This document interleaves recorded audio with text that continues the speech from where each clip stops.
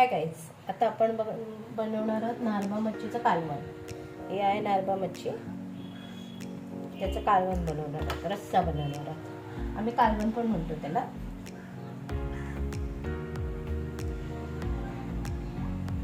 आता आपण थोडं 2 चमचे तेल टाकूया. राईचं तेल आहे हे, तुम्ही कोणतेही तेल यूज करू शकता.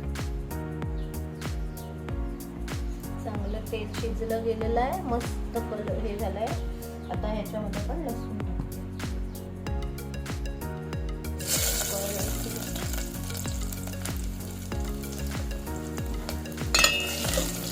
लाल होईपर्यंत परतवायचं.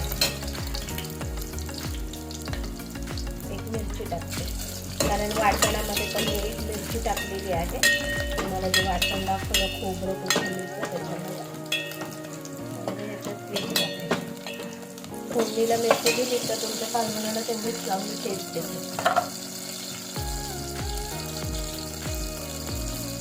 कालवण लागतं बघते.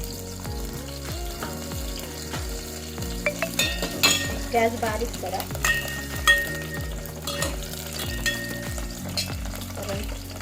करपला गेला नाही पाहिजे. मग आपण मीठ टाकूया 2 चमचे. लागलं तर नंतर परत टाकणार. माझं जास्त कालवण नाही आहे, थोडंच करणार आहे. 2 चमचे मिरची टाकणार आहे.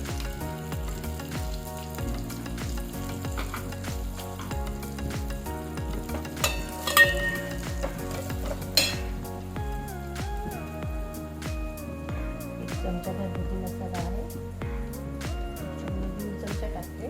मला थोडं तिखट लागतं.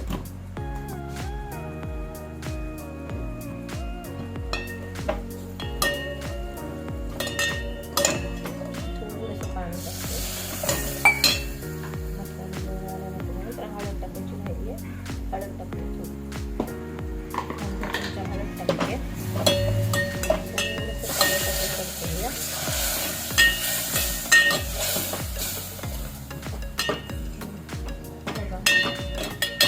मसाला शिजला गेला पाहिजे, कच्चा पण दूर झाला पाहिजे. त्याच्यामध्ये आता आपण हे जे हिरवं वाटण केलं ना ते टाकणार. खोबरं फोडणी आणि एक मिरची होती वाटण टाकायचं.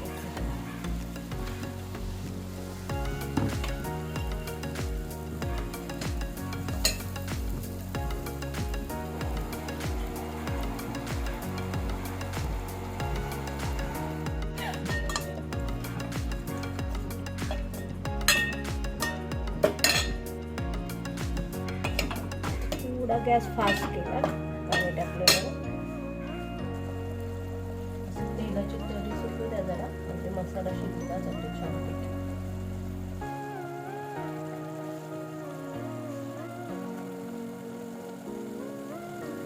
बघा तेल वरती आले ना असं तेल.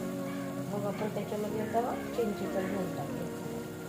तुम्हाला लिंब टाकायचं असेल तर लिंब टाकू शकता, कोकम टाकू शकता. तुम्हाला जे आवडेल ते काढण्याला तुम्ही टाकू शकता. आम्हाला चिंचेला वेळा चिंचेचा घोल टाकतो. कोणाला जास्त आंबट लागतो, कोणाला कमी लागतो, तर टाकू शकतो.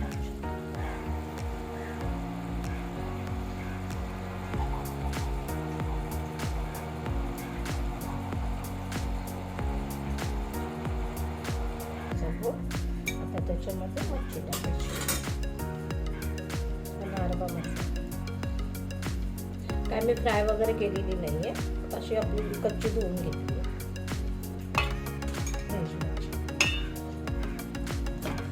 चिंच टाकल्यानंतर टाकली ना काही घोल वगैरे होत नाही. एवढंच रस्सा ठेवायचा. तर चांगलं उकळून द्यायचं आणि मग कोथिंबीर टाकायची.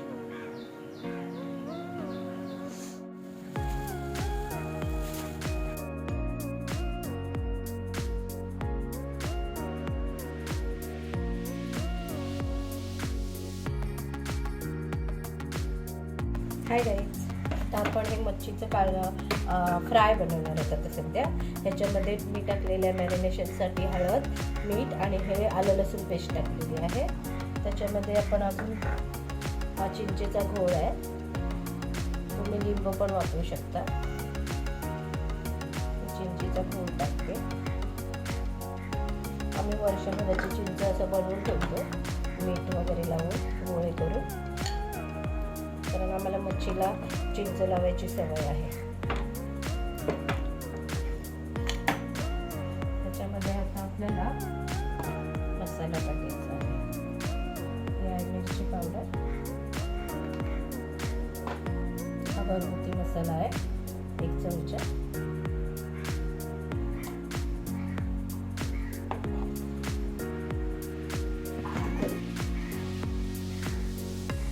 थोडीशी कोथिंबीर, थोडीशी टाकायची आणि मीठ वगैरे टाकलेलंच आहे. हे आता मॅरिनेशनसाठी लावून ठेवायचं अर्धा तास किंवा 10-15 मिनिटं. हा नारबा मासा आहे.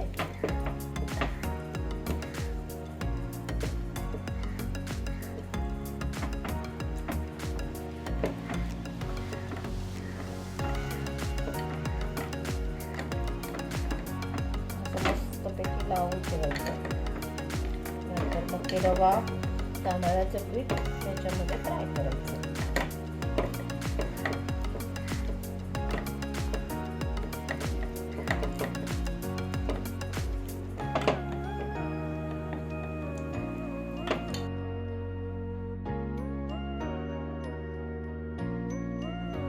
चला आता आपण मच्छी फ्राय करूया.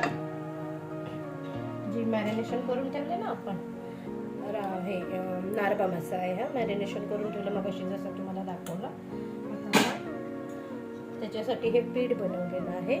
मसाला, हळद, मीठ टाकून असं रवा, तांदळाचं पीठ. रवा जास्त 4 चमचे रवा घेतला तर 2 चमचे तांदळाचं पीठ घ्यायचं. हे बनवलेलं आहे बघा. आता ह्याच्यामध्ये असं बुडवायचं. होते मी तुम्हाला पहिले तेल टाकते. फ्रायसाठी थोडंसं तेल जास्त लागतं.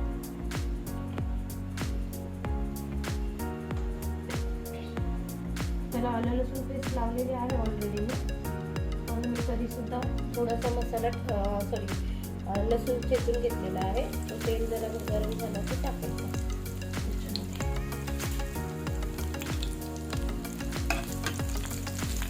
गॅस बारीक करायचा.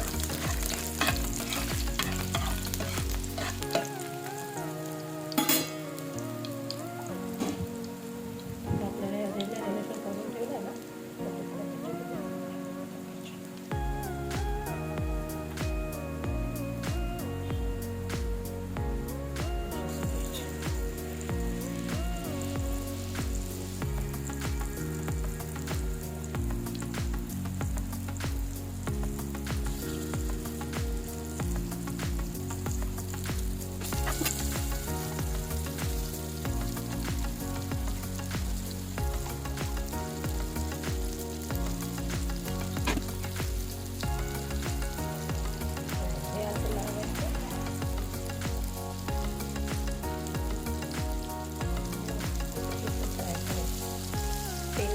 थोडंसं टाकतो आपण, तर फ्रायला थोडं तेल लागतं.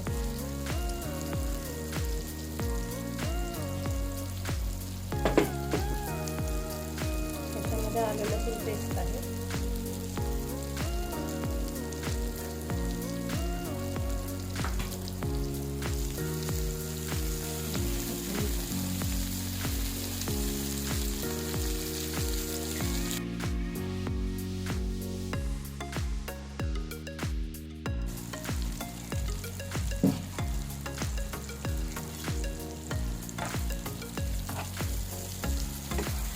परतून घेऊयात.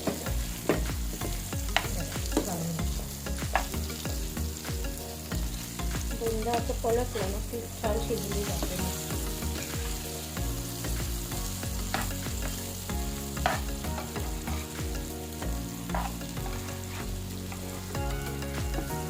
नारबा मासा आहे.